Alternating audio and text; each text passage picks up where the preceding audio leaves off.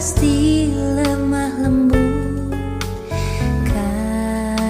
kasih pasti memaafkan, kasih pasti murah hati, kasihmu, kasihmu Tuhan. Kasih pasti lemah lembut,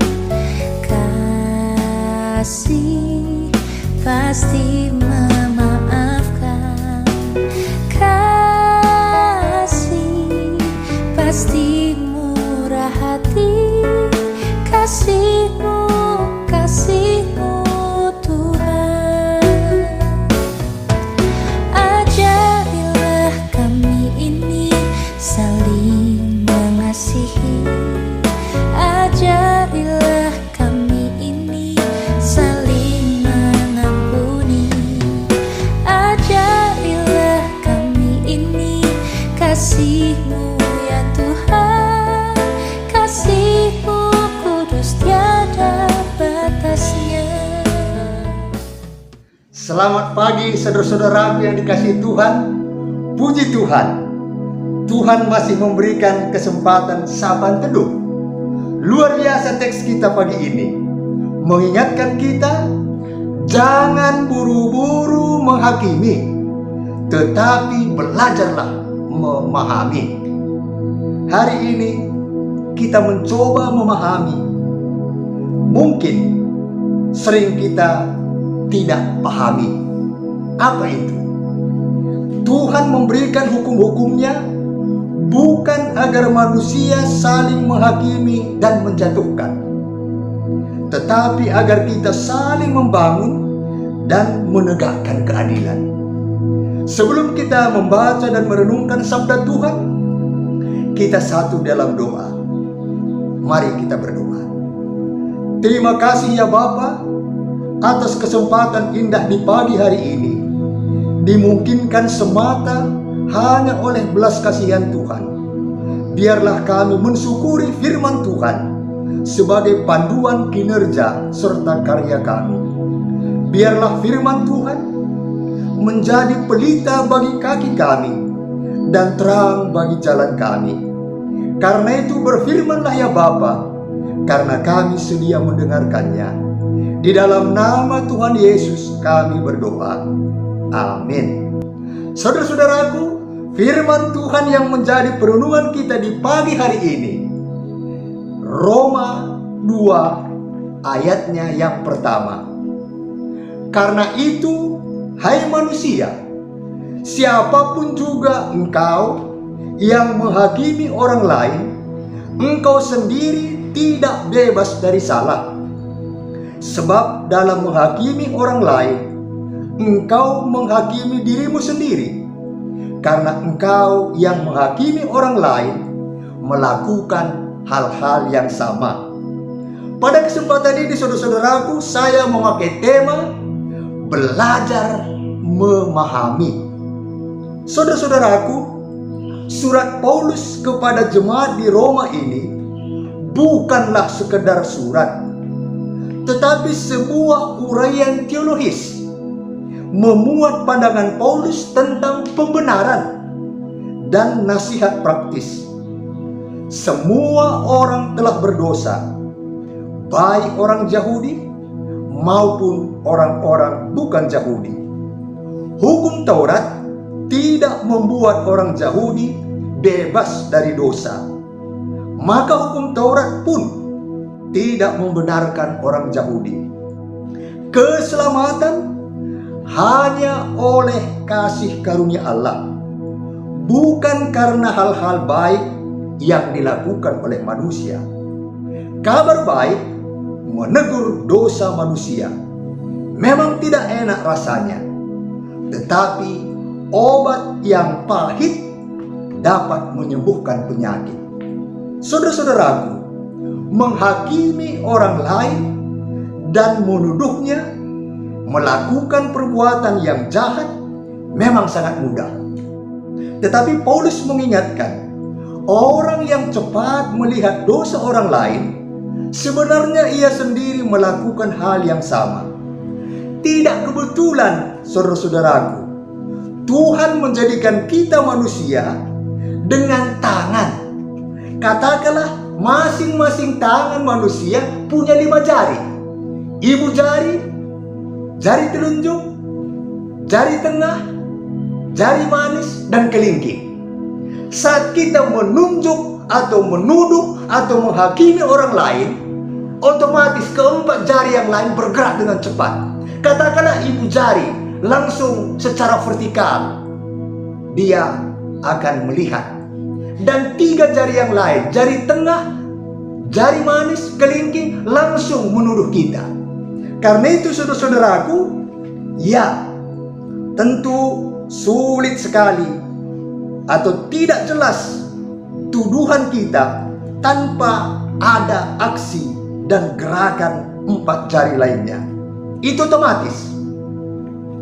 Bagi saya, artinya Tuhan memberikan hukum-hukumnya bukan agar manusia saling menghakimi dan menjatuhkan, tetapi agar kita saling membangun dan menegakkan keadilan.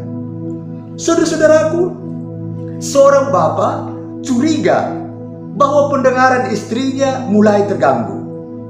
Karena itu dari depan pintu dapur, ia bertanya kepada istrinya yang sedang memasak, "Karo, sedang masak apa?" Sang istri tampak diam dan tidak bereaksi. Karena itu ia maju 2 langkah dan bertanya dengan suara yang lebih keras, tetapi istrinya masih diam.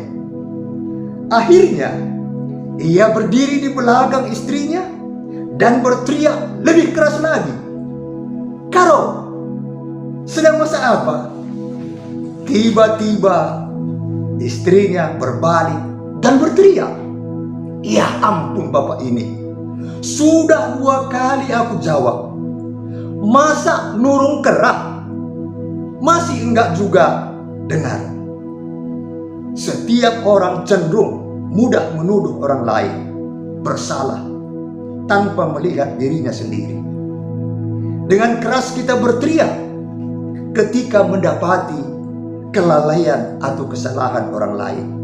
Padahal kita sendiri melakukan hal yang sama, dan celakanya kita tidak berkata apa-apa tentang kesalahan kita.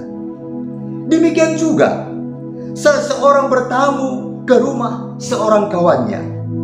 Dia sungguh-sungguh terkejut melihat cara ibu kawannya itu berbicara dengan seorang tetangganya.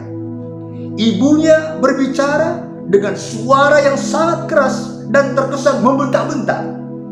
Wah, kasar betul ibu ini, pikir orang yang bertamu tadi. Lalu dia bertanya kepada kawannya yang punya ibu yang bicaranya terkesan keras dan membentak-bentak itu, "Apakah gaya bicara ibumu memang seperti itu?" Kawannya ini menjelaskan bahwa ibunya berbicara seperti itu karena pendengaran tetangganya itu sangat terganggu. Saudara-saudaraku, saat ada seorang melakukan satu hal yang tidak kita sukai, menurut kita kurang pantas atau kesannya jahat, alangkah baiknya kita mencoba memahami dulu kenapa dia berlaku seperti itu.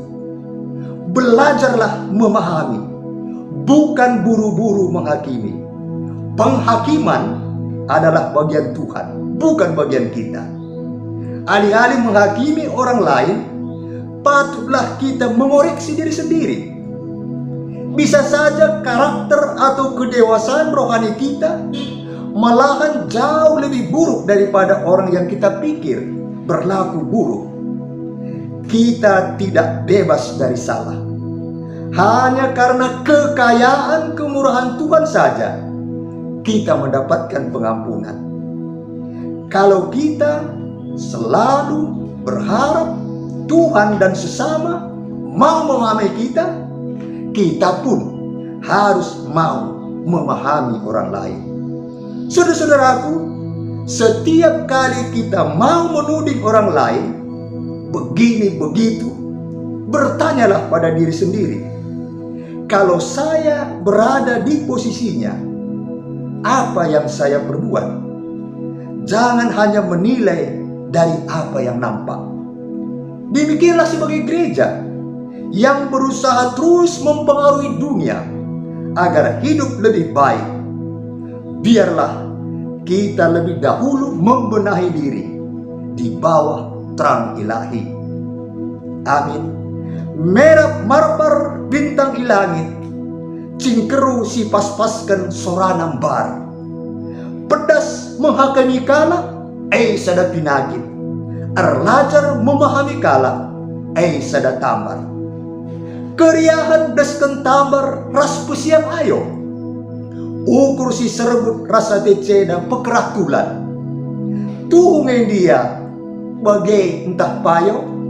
Kuan-kuanan 10 Pitu ayat 22. Bagai nina Tuhan. Mari kita berdoa.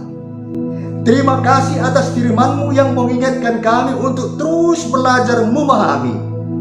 Saat ini kami mendoakan GBKP Runggun Pondok Gede, Pendeta Iswan Ginting Manik dan Nora, Pertua Diaken Emeritus Nora Naras, pengurus kategorial, pengurus PJJ.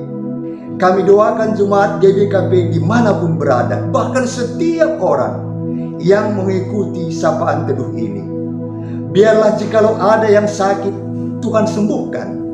Biarlah semuanya menyadari betapa pentingnya belajar memahami daripada buru-buru menghakimi. Kami doakan pemerintah kami, dari pusat sampai ke daerah-daerah terluar, terpencil dan tertinggal, para medis, dokter, perawat, relawan, TNI, Polri, satukan hati semua pihak agar proses vaksinasi terus berjalan dengan lancar dan tetap patuh pada protokoler kesehatan. Pada kesempatan ini kami doakan karya kasih KKR GBKP Kelas Jakarta Kalimantan. Di dalam nama Tuhan Yesus kami berdoa. Amin. Salam sehat, damai di hati, menjua-jua kita gerina.